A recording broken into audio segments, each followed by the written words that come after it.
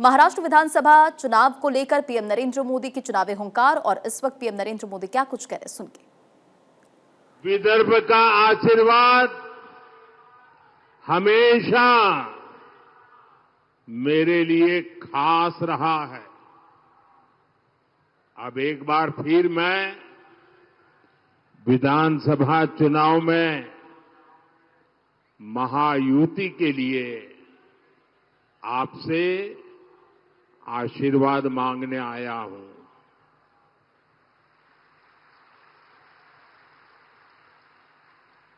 साथियों, आज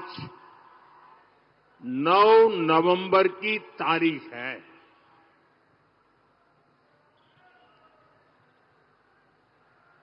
और ये 9 नवंबर की तारीख बहुत ही ऐतिहासिक तारीख है। आज के ही दिन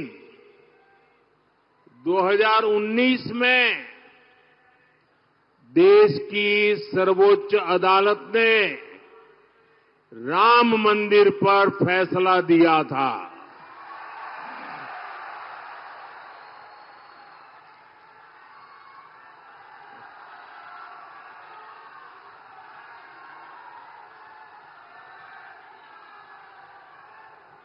नौ नवंबर की ये तारीख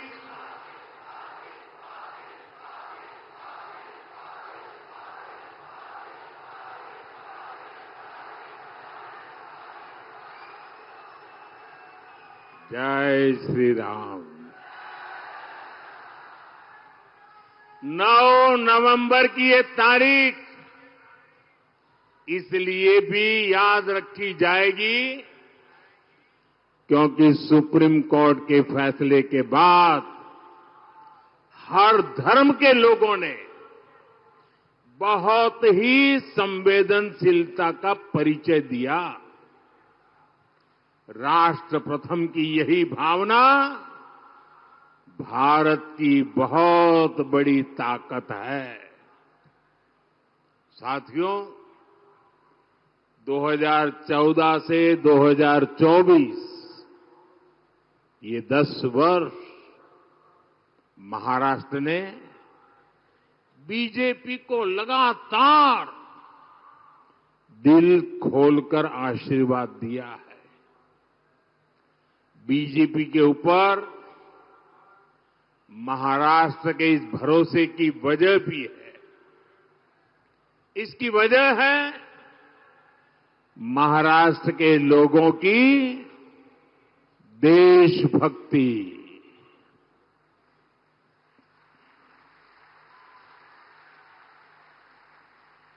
और महाराष्ट्र के लोगों की राजनीतिक समझ और महाराष्ट्र के लोगों की दूरदृष्टि। इसलिए महाराष्ट्र की सेवा का मेरे लिए सुख ही कुछ अलग है। अभी केंद्र में हमारी सरकार को 5 महीने ही हुए हैं। इन 5 महीनों में लाखों करोड़ रुपए की परियोजनाएं शुरू की गई है। इसमें बड़ी संख्या में महाराष्ट्र से जुड़े इंफ्रास्ट्रक्चर प्रोजेक्ट भी हैं। मैंने अभी कुछ ही समय पहले जिस वाढवण पोर्ट की आधारशिला रखी है, अकेले उसकी लागत ही करीब करीब 80,000 करोड़ रुपए है। और महाराष्ट्र में बनने वाला ये पोर्ट हिंदुस्तान का सबसे बड़ा पोर्ट बनने वाला है। आज हिंदुस्तान के सभी बंदरगाह की कुल ताकत जो है, उससे डबल ताकत अकेले ये महाराष्ट्र में वाढवण में बनने वाले नए बंदरगाह की होने वाली है। पिछले 2 कार्यकाल में मोदी ने गरीबों को 4 करोड़ पक्के घर बनाकर दिए हैं। आप बताएंगे कितने? कितने? जरा जोर से बोलिए। ये 4 करोड़ घर आंकड़ा बहुत बड़ा है। इतना ही नहीं, उस समय जो लक्ष्य था वो पूरा कर दिया, लेकिन बाद में कुछ राज्यों ने, मुख्यमंत्रियों ने चिट्ठी लिखी कि परिवार बड़े हो रहे हैं, नए लोग परिवार के अलग अलग घरों में रहने जा रहे हैं, हमारे इलाके में कुछ और घरों की जरूरत है। हमने ये बात मान करके अब गरीबों के लिए 3 करोड़ नए घर बनाने शुरुआत कर दी है। और इससे महाराष्ट्र के भी लाखों गरीबों को पक्के घर का सपना पूरा होगा। अब आप मुझे बताइए, ये जिन लोगों को पक्के घर मिल रहे हैं वो आशीर्वाद देंगे कि नहीं देंगे? जरा बोलिए ना, आशीर्वाद देंगे कि नहीं देंगे? ये पवित्र काम करने से पुण्य मिलता है कि नहीं मिलता है? ये पुण्य किसको मिलेगा? ये पुण्य किसको मिलेगा? अरे पूरी ताकत से बताओ भाई, पुण्य किसको मिलेगा? मोदी को नहीं, ये पुण्य आपको मिलेगा, क्योंकि आपके एक वोट ने मोदी को गरीबों के लिए घर बनाने का मौका दिया है। और इसलिए पुण्य के अधिकारी आप हैं। अच्छा, मेरा एक काम करोगे? अकोला के लोग जरा पूरी ताकत से बताओ, मेरा एक काम करोगे? शाबाश, बड़ा जोर है भाई। अच्छा, एक काम करना, अभी आप चुनाव में गांव-गांव जाएंगे, घर-घर जाएंगे, लोगों को मिलेंगे, और कहीं जाते हुए आपको नजर आए कि कोई परिवार अभी भी झोपड़ी में रह रहा है, कोई परिवार अभी भी कच्चे घर में रह रहा है, तो उसका नाम पता लिख करके मुझे भेज दीजिए और उसको बता दीजिए कि मोदी जी ने मुझे भेजा है, तुझे पक्का घर मिलेगा। ये वादा करके आओगे मेरी तरफ से? देखिए, मेरे लिए आप ही मोदी हैं, तो वादा कर दोगे? आप वादा करके आइए, मैं वादा पूरा कर दूंगा।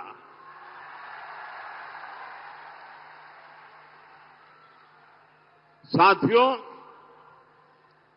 चुनाव के समय मैंने 70 वर्ष से अधिक उम्र के बुजुर्गों को मुफ्त इलाज की गारंटी देने का वादा किया था। हमारी सरकार ने सीनियर सिटीजन्स, बुजुर्गों की सेवा के लिए ये योजना लॉन्च कर दी है। 70 साल से ऊपर के बुजुर्गों को वय वंदना आयुष्मान कार्ड मिलने शुरू हो गए हैं। सबका साथ, सबका विकास की भावना के साथ ही इस योजना का लाभ हर वर्ग, हर समाज, हर धर्म के बुजुर्गों को मिलेगा। आपके परिवार में भी जो 70 साल के ऊपर के हैं, उनकी बीमारी के खर्च की चिंता आप मत करना, उनका ये बेटा करेगा। साथियों, कांग्रेस और अघाड़ी वालों ने महाराष्ट्र के लोगों की जिस मांग को दशकों तक पूरा नहीं होने दिया,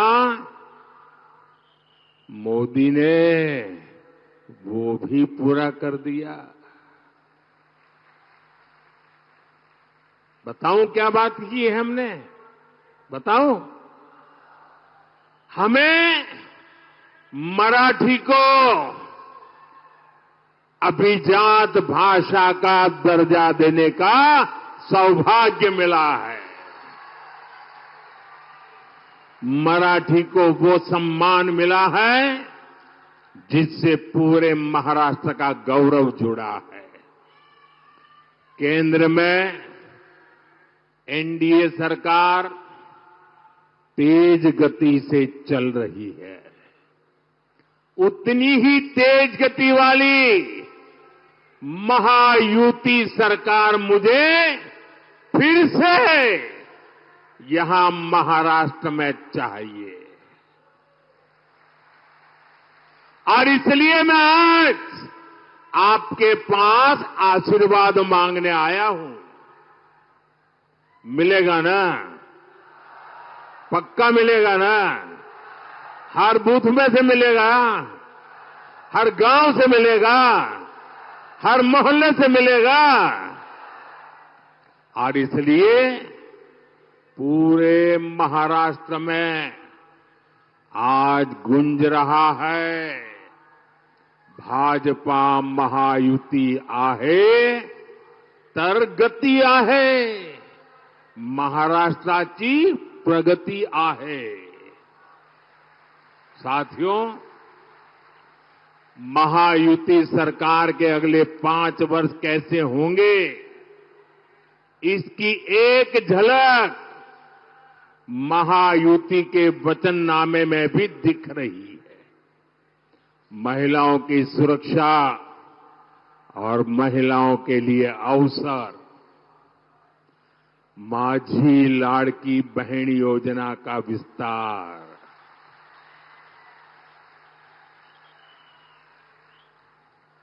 माझी लाड़की बहना इथे आली आहेत ना? युवाओं के लाखों रोजगार, विकास के बड़े बड़े काम महायुति सरकार महाराष्ट्र के विकास को डबल स्पीड से आगे बढ़ाएगी। यानी स्वाभिमानी युवा, शिक्षण, रोजगार, महायुतीचे सरकार करील स्वप्न साकार। साथियों, महायुति के घोषणा पत्र के बीच महाअघाड़ी वालों का घोटाला पत्र भी आया है। अब तो पूरा देश जानता है, महाअघाड़ी यानी भ्रष्टाचार, महाअघाड़ी यानी हजारों करोड़ के घोटाले, महाअघाड़ी यानी पैसों की उगाही, महाअघाड़ी यानी टोकन मनी, महाअघाड़ी यानी ट्रांसफर पोस्टिंग का धंधा। मैं महाअघाड़ी की घटक कांग्रेस का एक उदाहरण आपको देता हूं। जहां कांग्रेस सरकार बन जाती है, वो राज्य कांग्रेस के शाही परिवार का एटीएम बन जाता है। एटीएम पता है ना? लोग उसमें से पैसे निकालते हैं, एटीएम। ये कांग्रेस का एटीएम बन जाता है, शाही परिवार का एटीएम बन जाता है। इन दिनों हिमाचल, तेलंगाना और कर्नाटका जैसे राज्य ये कांग्रेस के शाही परिवार के एटीएम बन गए हैं, एटीएम। लोग बता रहे हैं कि इन दिनों महाराष्ट्र में चुनाव के नाम पर कर्नाटका में वसूली डबल हो गई है। चुनाव महाराष्ट्र में, वसूली डबल हो रही है कर्नाटका में, तेलंगाना में। आरोप है कि कर्नाटका में इन लोगों ने शराब के दुकानदारों से 700 करोड़ रुपए की वसूली कराई है।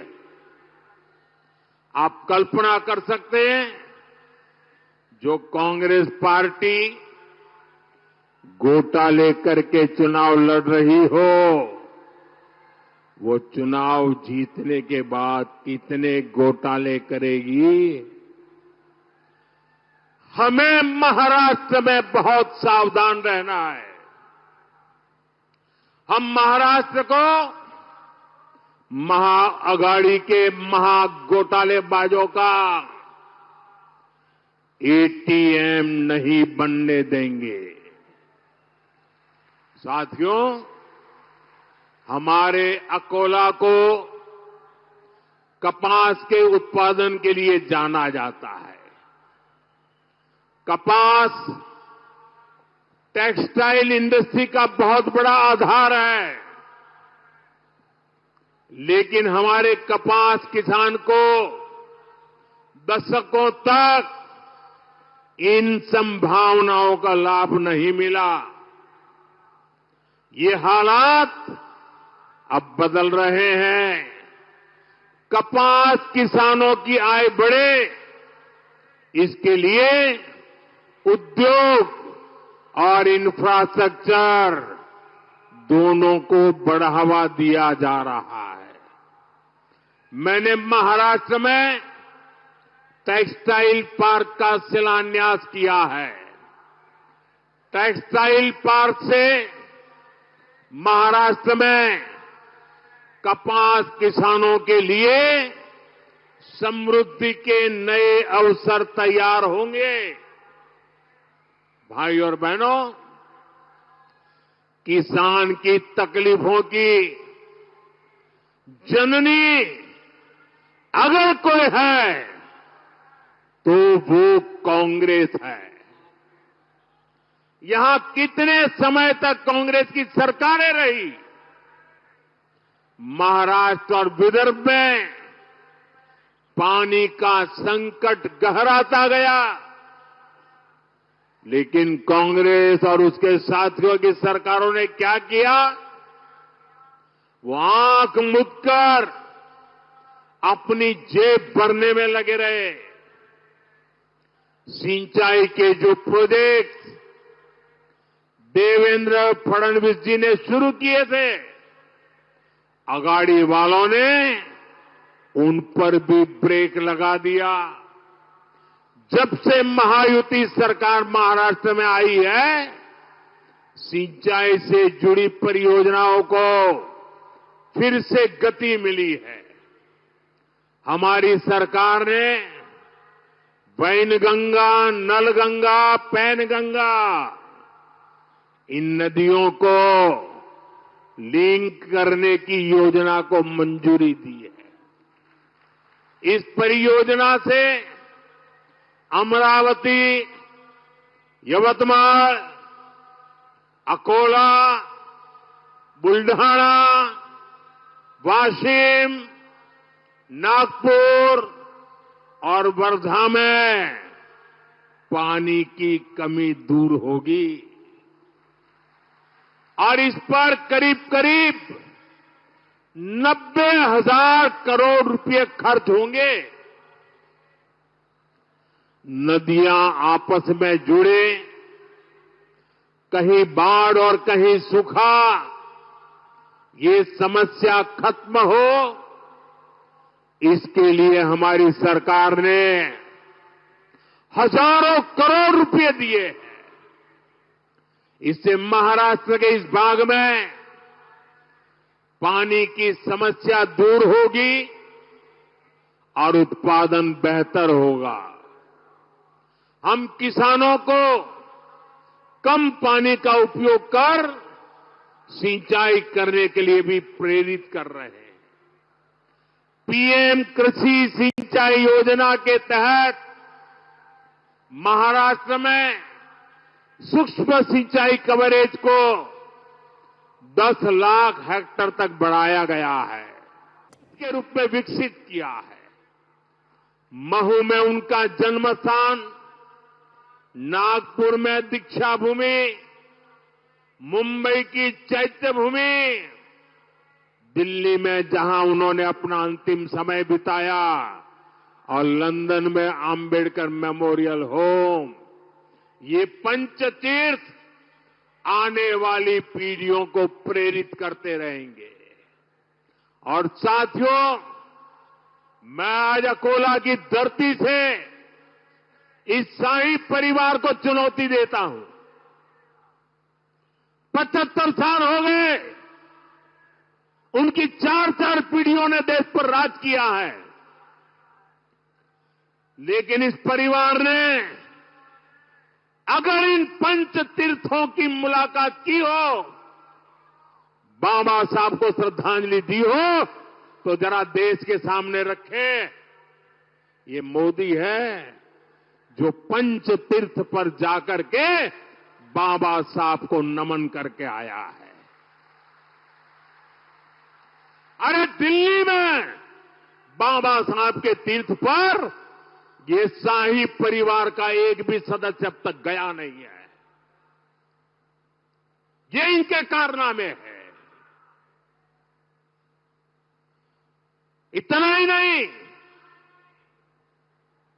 देश अब दुनिया पूरी नई करेंसी में चली जा रही है। एक जमाना था चमड़े की नोटें हुआ करती थी, उसके पहले कभी पत्थर की हुआ करती थी, बाद में कभी तांबे की करेंसी होती थी, यानी अलग अलग प्रकार की होती थी। फिर कागज की करेंसी आई, अब डिजिटल करेंसी चल रही है, यूपीआई। अपने मोबाइल से पेमेंट लो, मोबाइल से पैसे दो। आपको मालूम है हमने इसका नाम क्या रखा है? ये मोदी है, जिसकी बाबा साहब के प्रति श्रद्धा है, इसलिए उस पूरी करेंसी का नाम भीम यूपीआई रखा गया है, भीम यूपीआई। और भविष्य में जब भी 100% डिजिटल ट्रांजैक्शन हो जाएगा ना, हर बच्चा हर दिन भीम यूपीआई को याद करेगा, बाबा साहब को याद करेगा। ये काम मोदी ने कर दिया है। साथियों, इन दिनों पूरा देश एक और संवेदनशील विषय को लेकर चिंतित है। जम्मू कश्मीर विधानसभा में कांग्रेस और उसके साथियों ने आर्टिकल 370 को फिर से बहाल करने का प्रस्ताव पास किया है। आप मुझे बताइए, मैं आपसे पूछना चाहता हूं, क्या इस देश में फिर से जम्मू कश्मीर में 370 लागू होनी चाहिए? पूरी ताकत से बोलिए ताकि कांग्रेस वालों के कान फट जाए। क्या फिर से 370 लागू होनी चाहिए? क्या 370 को लागू होने देंगे? तो ये कौन लोग हैं जो फिर से 370 को लागू करना चाहते हैं? अलगाववादी इसकी मांग करते हैं या नहीं करते हैं? आतंकवादी संगठनों ने 370 हटाने का विरोध किया था कि नहीं किया था? पाकिस्तान 370 का रोना रोता है या नहीं रोता है? जितनी भारत विरोधी ताकत है, सब पे सब 370 का समर्थन करते हैं। और वही कांग्रेस की विभाषा बन गई है। कांग्रेस वही भाषा बोलती है। जम्मू कश्मीर में 370 फिर से लगाना, यानी कश्मीर को फिर से हिंसा की आग में झोंकना। कश्मीर में 370 यानी राज्य में बाबा साहब आंबेडकर के संविधान को फिर से जम्मू कश्मीर से बाहर निकालना। ये जो लोग संविधान की किताबें और कोरे कागज की किताबें बांटते फिरते हैं ना, ये कैसे पापी लोग हैं मैं बताता हूं। और हम सब की आंखों में कितनी धूल झोंकी उन्होंने देशवासियों की आंखों में। बाबा साहब आंबेडकर के संविधान की बातें करते हैं। 75 साल तक इस देश में 2 संविधान चलते थे। एक जम्मू कश्मीर का संविधान अलग था और दूसरा देश में जम्मू कश्मीर के सिवाय बाबा साहब आंबेडकर वाला संविधान था। हम उनको पूछते थे, क्या बाबा साहब आंबेडकर का संविधान जम्मू कश्मीर में लगेगा कि नहीं लगेगा? इनके मुंह पे ताले लग जाते थे। ये हमारे संविधान के प्रति श्रद्धा थी, ये हमारी बाबा साहब के प्रति श्रद्धा थी। हमने 370 की दीवार को तोड़ दिया और बाबा साहब के संविधान को जम्मू कश्मीर में लागू कर दिया। और जब बाबा साहब का संविधान लागू हुआ ना, तब जाकर के 370 हटने के बाद 75 साल के बाद पहली बार कश्मीर और जम्मू के दलितों को आरक्षण मिला। 75 साल तक नहीं मिला था। उनको संवैधानिक अधिकार नहीं मिले थे, पहली बार मिले। कांग्रेस फिर से कश्मीर को दशकों पीछे धकेलना चाहती। कांग्रेस जानती है इसी 370 की वजह से कश्मीरी हिंदुओं को अपना घर छोड़कर भागना पड़ा था। ये जम्मू कश्मीर के दलितों और पिछड़ों का अधिकार छीनना चाहती है और यहां महाराष्ट्र में आकर दलितों पिछड़ों से वोट भी मांग रहे हैं।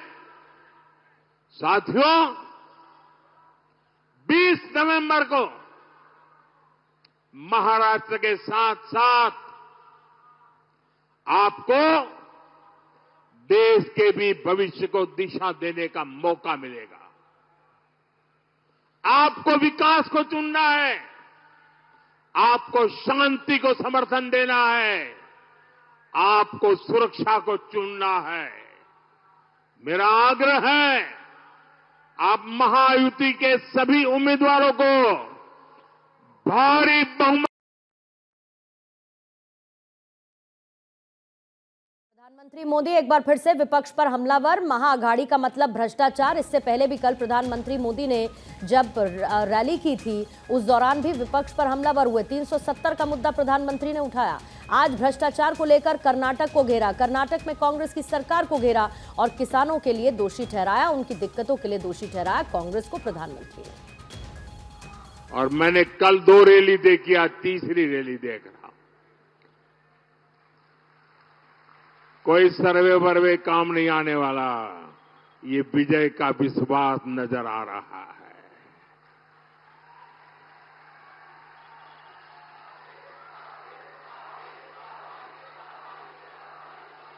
आप यहां इतनी बड़ी संख्या में हम सबको आशीर्वाद देने आए, इसलिए मैं आपका आभारी हूं। जो विधानसभा का चुनाव लड़ रहे हैं, ऐसे सभी उम्मीदवार जरा आगे आ जाएं। जो इस चुनाव में असेंबली का चुनाव लड़ रहे हैं, वो सभी साथी जरा आगे आ जाएं। सब आगे आ जाए जो चुनाव लड़ रहे हैं। इस जिले में लड़ते हो, किसी और जिले में लड़ते हो, जो भी लड़ते हो, मैं जरा आपके पास आता हूं। उसके बाद आप सबको मेरा बहुत बहुत धन्यवाद।